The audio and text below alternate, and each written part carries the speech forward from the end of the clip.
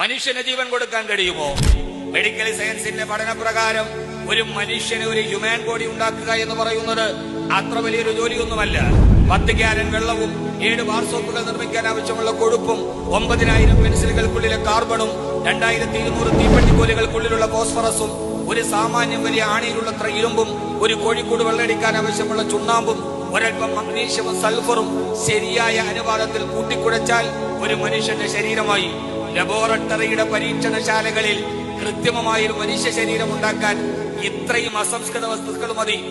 ആയിക്കൊള്ളട്ടെ, എല്ലാ വിശാരദന്മാരും അവരുടെ ടേബുകളിൽ ഒരു മനുഷ്യന്റെ ബോഡി ഉണ്ടാക്കുക, കാലും കയ്യുമുള്ള കണ്ണും കാതുമുള്ള ഒരു മനുഷ്യ ശരീരം ഉണ്ടാക്കുക. പടച്ചവൻ ചോദിക്കുന്ന ഒരു ചോദ്യമുണ്ട്. അത് നിങ്ങൾ നിർമ്മിച്ചു കഴിഞ്ഞാൽ ആ കൺവീലി ഒന്ന് വളരാൻ, കണ്ണൊന്ന് ഇമ വെട്ടാൻ, പല്ലൊന്ന് വളരാൻ, കാലൊന്ന് ചലിക്കാൻ, എഴുന്നേറ്റൊന്ന് നടക്കാൻ, നിങ്ങൾ സൃഷ്ടിച്ച വിരലിന്റെ നഖമൊന്ന് വളരാൻ അതിന്റെ ഉള്ളിൽ ഒരു ആത്മാവ് വേണ്ടേ? ആരാണ് കൊടുക്കുന്നത്?